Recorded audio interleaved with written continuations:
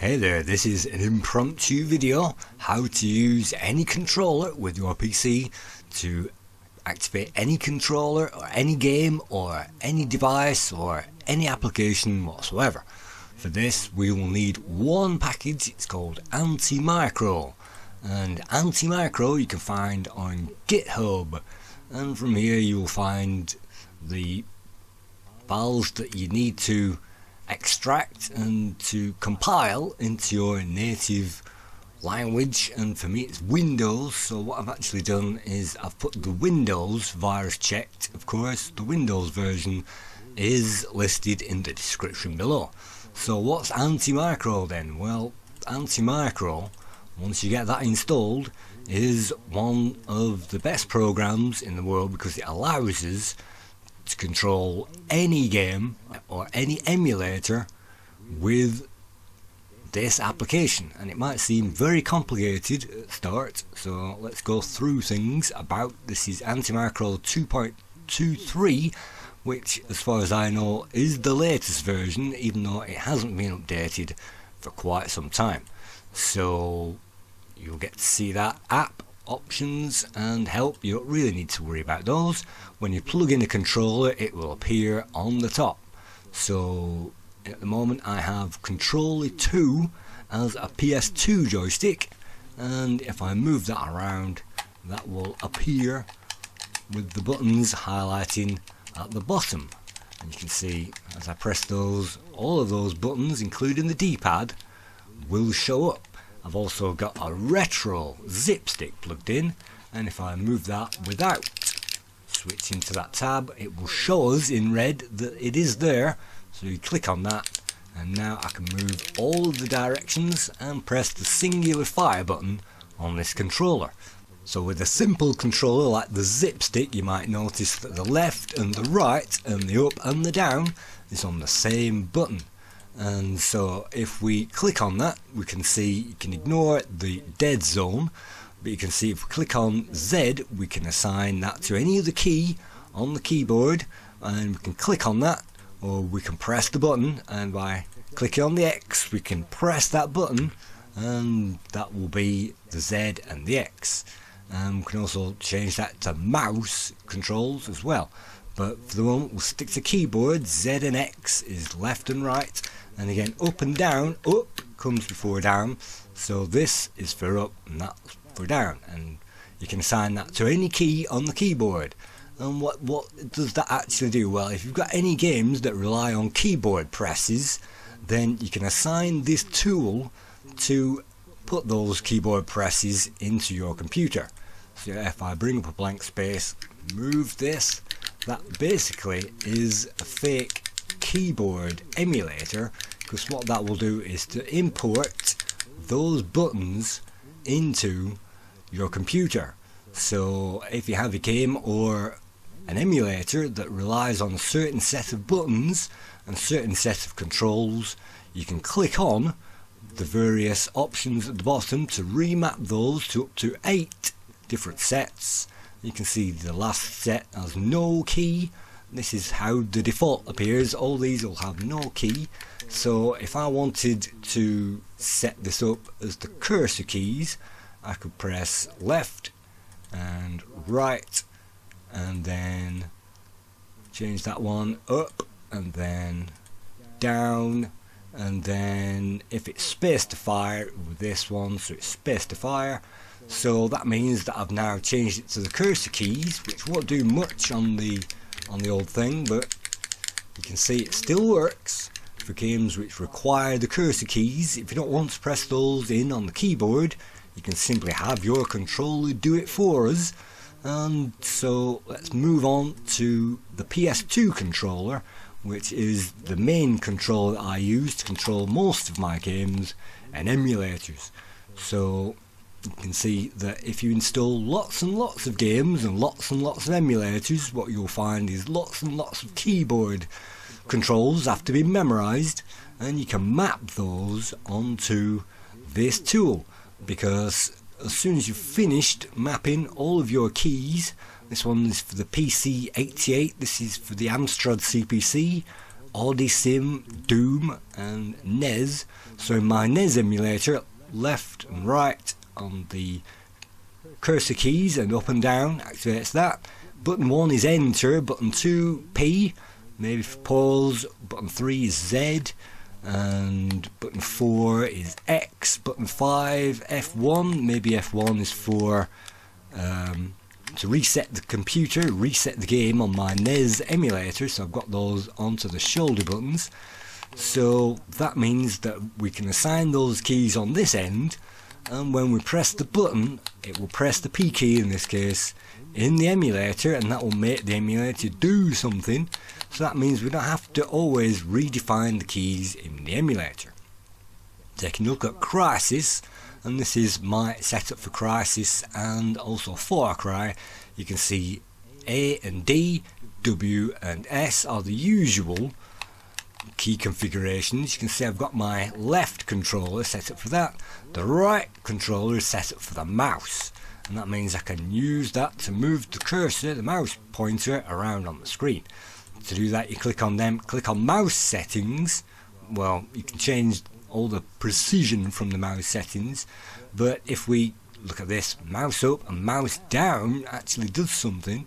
So if we click on this and click on mouse, we can also assign the mouse up, down, left, right, the 3 mouse buttons and mouse wheel as well, up and down, even left and right, and the side buttons as well, 4 and 5. We can even add those on a toggle, which means they will toggle on and off, and even a turbo mode, which is rapid fire. So if you want to set the M key up as your fire button and set that up as toggled rapid fire, you can do that, and in the advanced options you can change the duration of the turbo so it's as fast as you want it, and the toggle you can enable as well. So you can have that auto fire if you want. So for example, this is Crysis, and Crysis unfortunately does not run on a PC. What does run on a PC is this. This is the ZX Spectrum emulator. So you can say key, press K to redefine keys. Let's press the K, and now if I push up on the controller, down on the controller, left and right, and choose my fire button, let's have this one and that one for the grenade. That'll set it up to Crysis, but we can use those controls in the game itself. You can see they work absolutely perfectly in the Spectrum emulator, and so that's the standard Crysis controls remapped in this case to ZX Spectrum. And ZX Spectrum lob those grenades.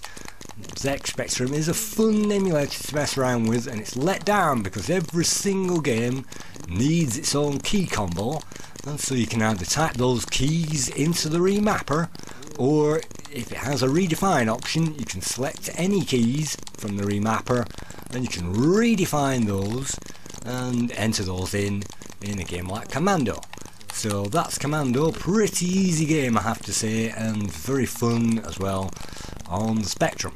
So let's check out Crysis, because Crysis unfortunately on the version that I have doesn't allow for game controllers, which is a bit of a pain, and game controllers would be optimal in a game like Crysis, of course, because Crysis does require those fast reactions, and having the standard mouse and the standard keyboard can mean that you're basically falling over that keyboard instead of having direct control over that game. So this is Crysis. You can see, check out the options, the controller gamepad. Unfortunately I can't use a gamepad with this version of Crysis, that's bad, but I can use a mouse and a keyboard, and I can use W, S, A and D, and you can see those are the same keys that I then mapped into our AntiMicro program. You can see the vehicles have been changed as well, the interactions have been changed, and the weapons, and I can now reload using a button on my controller and change weapons just like that. Mouse wheel up and down. You can see to fire weapon it's still joystick, it's still mouse button 1, and to change the view mode it's still mouse button 2. So if we now go into the single player mode, and you can see everything is listed here. Let's just select something at random, it doesn't really matter what at this stage. Let's just load that one. And so you can see there is no option for a gamepad in Crysis at all. So what we had to do is to input all those keys into AntiMicro, WSAD and all those things, assign those to the buttons, and that should mean, hopefully, that when we play this game we can then operate that using the controller. Let's check that out. And that's the right stick, and so the left stick moves us around. F1 changes position. See, we've got a dead guy at the back. and I are moving to the signal location. Nomad, there's a checkpoint blocking the path up the valley, so deal with that first. Transmitting the coordinates now. And you can see the mouse moves around just like normal, and you can enter vehicles with the top button just like Grand Theft Auto. I can press triangle to get in and out of the vehicles, and I can walk forwards, strafe left and right, and zoom in with the second mouse button and reload the gun. Well,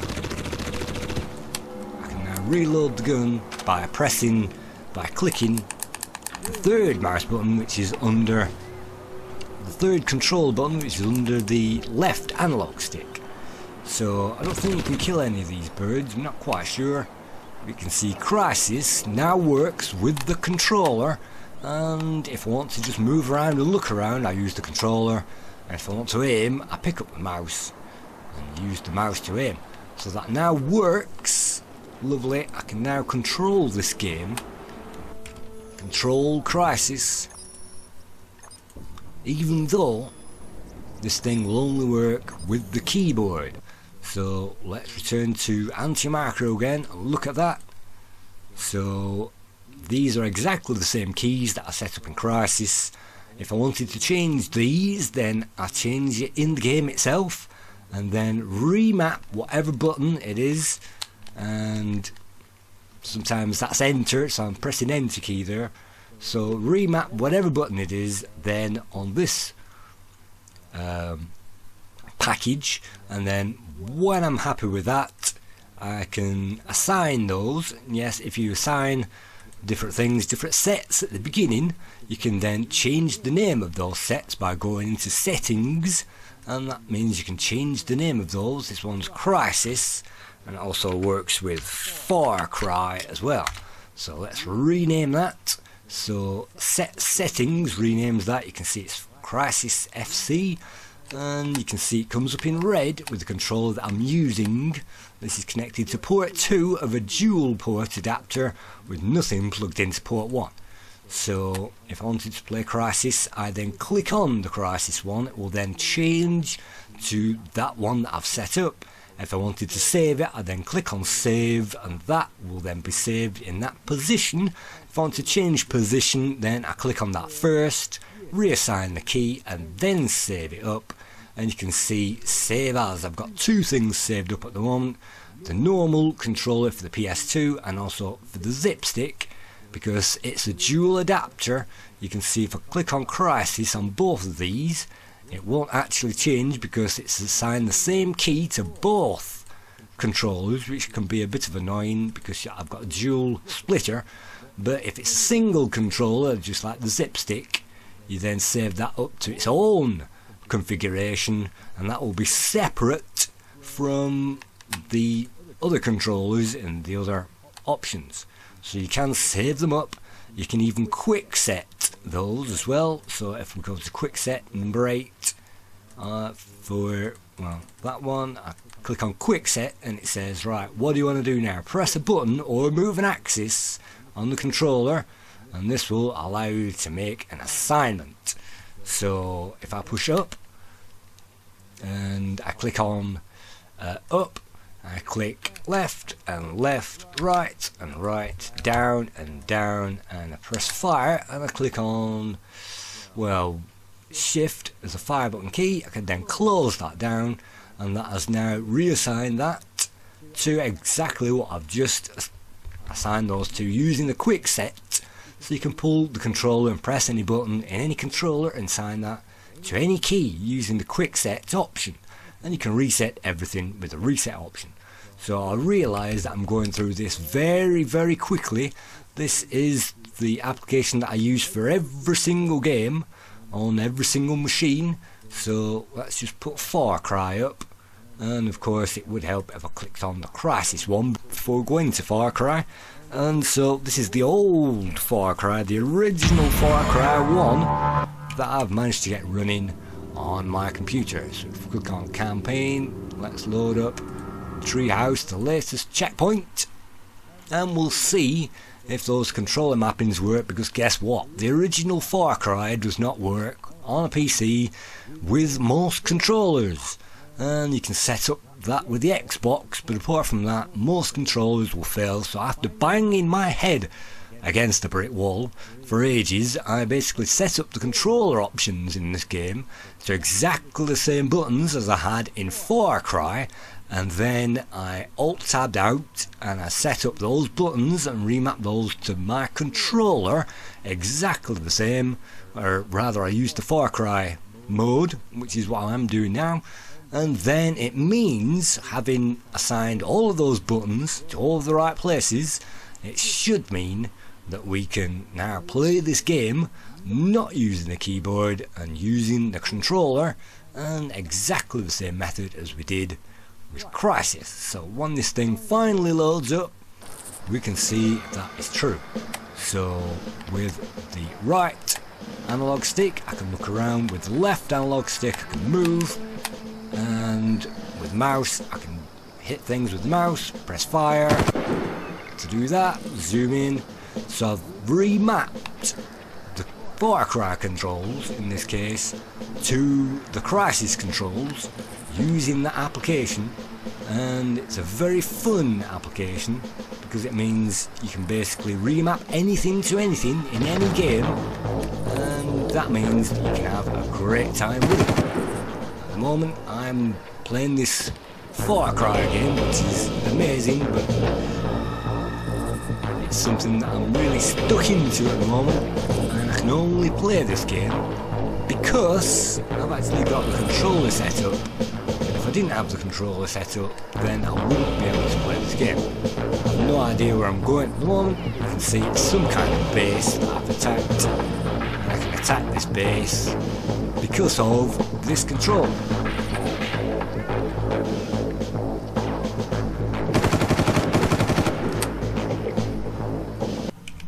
So that's how I got this game to work.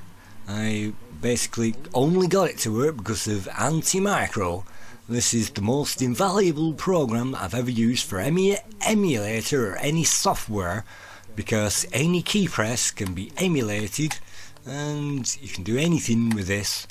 And of course if you set that up so that the security on this thing is at maximum, so everything is allowed, administration, everything is allowed. It means if you run a game in administration mode, it means the AntiMicro package will still work because you've allowed it to work in administration mode. So it means that this will keep running hopefully in the background, keep running just like this, and I can use this as an emergency mouse if I really wanted to do that. So thanks very much for this guide to AntiMicro. Thank you.